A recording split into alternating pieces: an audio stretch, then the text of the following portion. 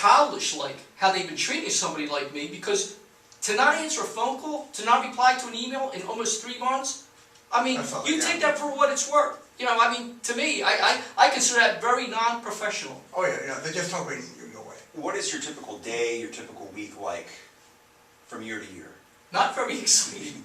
I get up early in the morning, and it's usually around 6:45, and I'm usually down there by my computer, and I spend all my time trying to reach out to various people that I have, and I get a lot of news on dementia. I have a website. I try to keep updated with the best and latest, greatest information regarding that, and I don't like to just put anything out. I'm always calling people. Like today, I actually sent an email to Francis Collins at NIH because I was student of health. For those who don't know. Because I was very disappointed in the decision that they made, that they were going to recommend to Congress that we're now going to add $323 million extra for Alzheimer's, which is totally ridiculous when everybody's asking for $2 billion today. This is nothing. So I wrote a letter to him indicating my dissatisfaction and how I feel that he needs to look at this. So this is the kind of stuff that I spend my day on doing, reaching out to senators, congressmen, all kinds of people around the world. And I don't just work with people in the U.S. because this is a world issue, not a local issue. Right. Well, where can they go? You said that right now there's nothing they can do. You think throwing money at it in a focused, efficient way, they can start making some kind of break? Is there? You don't know. It's like going into space. What's out there? Without a doubt.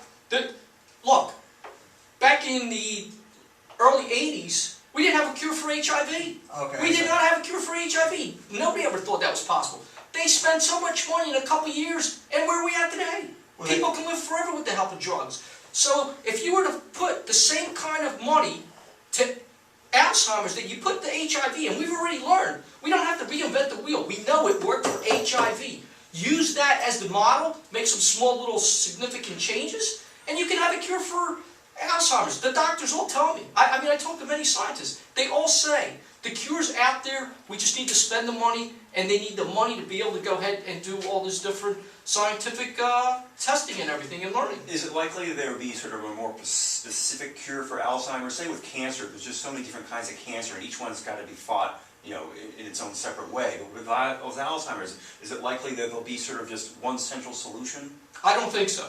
I think when you finally get first of all, you have dementia. And then under dementia, you have Alzheimer's and you have Parkinson's. Okay, what's dementia? What's Alzheimer's?